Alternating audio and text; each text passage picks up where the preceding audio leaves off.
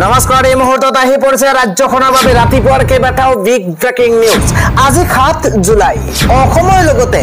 ভাৰতৰ বিভিন্ন প্ৰান্তৰ পৰা এনে ধৰণৰ খবৰসমূহ নিতৌ চাবৰ কাৰণে চেনেলটো সাবস্ক্ৰাইব কৰি ভিডিঅ'টোত এটা লাইক কৰি দিব এই মুহূৰ্তত জনাই আছো এটা ব্ৰেকিং নিউজ গৌৰৱ গগৈ অখিল গগৈ লুৰিণজ্যোতি গগৈ একেলগ হৈ বিজেপিৰ একো কৰিব নোৱাৰে তিনি গগৈক লৈ ডাঙৰ মন্তব্য কৰিছে ৰাজ্যৰ মুখ্যমন্ত্ৰী হিমন্ত বিশ্ব শৰ্মাই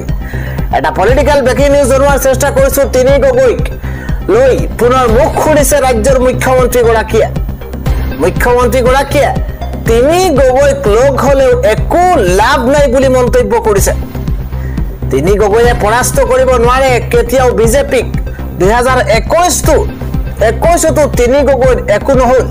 2024 একো নহল 2026 তিনি গগৈৰ একো নহব বুলি মন্তব্য মুখ্যমন্ত্ৰী গৰাকীৰ তেওঁ কৈছে যেতিয়া সৰ্বানন্দ সোণোৱাল হিমন্ত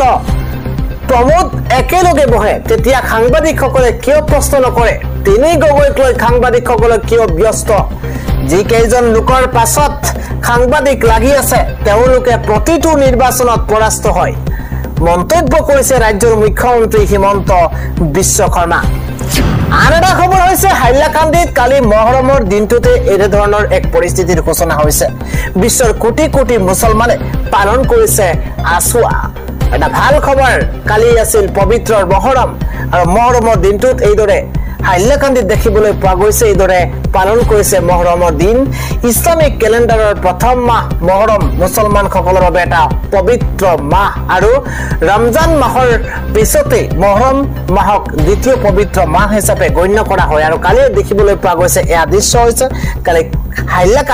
হাইলাকান্দিত কালি এইদৰে মহৰম উদযাপন কৰা হৈছে আন এটা খবৰ হৈছে প্ৰতিদিনে নিশা 9 বজাৰ পৰা 9:30 বজালৈ বন্ধ ৰাখক আপোনাৰ মোবাইল ফোন ইজৰাইলৰ বিৰুদ্ধে ডিজিটেল প্ৰতিবাদৰ অংশ হিচাপে এই আহ্বান জনাইছে সিপিআইএমে এই সময়ছোৱাত সামাজিক মাধ্যমত লাইক কমেন্ট বা পোষ্ট নকৰিবলৈ আহ্বান জনাইছে দলটোৱে গাজাৰ বাবে মৌনতা শীৰ্ষক বিশ্বজোৰা অভিযানৰ অংশ হিচাপে ইজৰাইলৰ দ্বাৰা সংঘটিত নিশংস গণহত্যাৰ বিৰোধিতাৰে এই প্ৰতিবাদ আন এটা পলিটিক্যাল ব্ৰেকিং নিউজ হৈছে মিত্ৰতাৰ বাবে সাজু আছে ৰাইজৰ দল কংগ্ৰেছৰ পৰা লাগে মাত্ৰ নিশ্চয়তা এটা পলিটিক্যাল ডাঙৰ খবৰ জনোৱাৰ চেষ্টা কৰিছো বিৰোধীৰ মিত্ৰতা সন্দৰ্ভত ৰাইজৰ দলৰ সভাপতি অখিল গগৈৰ গুৰুত্বপূৰ্ণ মন্তব্য অখিল গগৈয়ে কৈছে যে মিত্ৰতাৰ বাবে সাজু হৈ আছে ৰাইজৰ দল কেৱল মাত্ৰ কংগ্ৰেছ দলৰ পৰা লাগে মিত্ৰতাক লৈ নিশ্চয়তা 2026 নিৰ্বাচনত মিত্ৰতা হ'ব বুলি কংগ্ৰেছে এবাৰ মাত্ৰ ক'ব লাগে এটা গুৰুত্বপূৰ্ণ খবৰ অসম সন্মিলিত নাগৰিক অভিৱৰ্তনত এই মন্তব্য কৰিছে বিধায়ক অখিল গগৈয়ে কৈছে মিত্ৰতাৰ বাবে ৰাইজৰ দল সাজু কংগ্ৰেছে স্থিতি স্পষ্ট কৰক মিত্ৰতাত ৰাইজৰ দলে 2খন আসনত দিলেও খেলিব 25খন আসনত দিলেও খেলিব বিৰোধী ঐক্যবদ্ধ হলে বিজেপি গাদিচ্যুত হ'ব বিৰোধী ঐক্যবদ্ধ হলে হিমন্ত বিশ্ব শৰ্মাই নিৰ্বাচন খেলিবলৈ সাহস নকৰিব মাস্কোৱাৰ প্ৰাগজ্যোতিক সাংস্কৃতিক প্ৰকল্পত অনুষ্ঠিত অসম সন্মিলিত নাগৰিক অভিৱৰ্তনত এই মন্তব্য কৰিছে অখিল গগৈয়ে আন এটা খবৰ হৈছে শীঘ্ৰেই বিজেপি ত্যাগ কৰিব নেকি জ্যেষ্ঠ নেতা ৰাজেন গোহাঁইয়ে এটা পলিটিক্যাল ডাঙৰ খবৰ জনোৱাৰ চেষ্টা কৰিছো শীঘ্ৰেই বিজেপি ত্যাগ কৰিব নেকি জ্যেষ্ঠ নেতা ৰাজেন গোহাঁইয়ে অচিৰেই এজেপিত যোগদান কৰিব পাৰে ৰাজেন গোহাঁইয়ে এসময়ত ৰাজ্যিক বিজেপিৰ সভাপতি আছিল ৰাজেন গোহাঁই 4বাৰকৈ নগাঁও সমষ্টিৰ পৰা বিজেপিৰ সাংসদ নিৰ্বাচিত হৈছিল ৰাজেন গোহাঁই মোদী চৰকাৰৰ আমোলতে ৰেল ৰাজ্য মন্ত্ৰীও আছিল ৰাজেন গোহাঁই পিছত বয়সৰ দোহাই দি নিৰ্বাচনী দৌৰৰ পৰা আঁতৰাই ৰখা হৈছিল গোহাঁইক আৰু সেইলৈ নিজে গঢ় দিয়া দলটোৰ বিৰুদ্ধে খৰ্গহস্ত ৰাজেন গোহাঁই বিভিন্ন সময়ত বিজেপি বিৰোধী মন্তব্য দি আহিছে ৰাজেন গোহাঁইয়ে এতিয়া ৰাজেন গোহাঁই অন্যতম বিজেপি বিদেশী ডিব্ৰুগড়ত দুদিন ধৰি বাহৰ পাতি এজেপিৰে আলোচনাৰ চৰ্চা লুৰিন গগৈৰ নেতৃত্ব মানি ল'বলৈ সাজু একালৰ ৰাজ্যিক বিজেপিৰ সভাপতি গৰাকী বিজেপিৰ বৰ্ষীয়া নেতাজনক দিয়া হ'ব পাৰে এজেপিৰ কাৰ্যকৰী সভাপতিৰ পদ শীঘ্ৰেই বিজেপি ত্যাগ কৰিবই নেকি জ্যেষ্ঠ নেতা ৰাজেন গোহাঁইয়ে আন এটা খবৰ হৈছে খিলঞ্জীয়াৰ মাটি মুখ্যমন্ত্ৰী কাহিনী মই নিদিও এই গৰ্জন এবাৰ গৌৰৱ গগৈৰ এটা ডাঙৰ খবৰ এই মুহূৰ্তত জনোৱাৰ চেষ্টা কৰিছো খিলঞ্জীয়াৰ মাটি মুখ্যমন্ত্ৰী কাহি দিবলৈ নিদিও গৰু গাহৰিৰ ৰাজনীতি কৰি ৰাইজক বিভ্ৰান্ত কৰিছে মুখ্যমন্ত্ৰী হিমন্ত বিশ্ব শৰ্মাই বিজেপি আৰএছএছৰ জালত আমি কেতিয়াও ভৰি নিদিও কাৰ্বি আংলঙক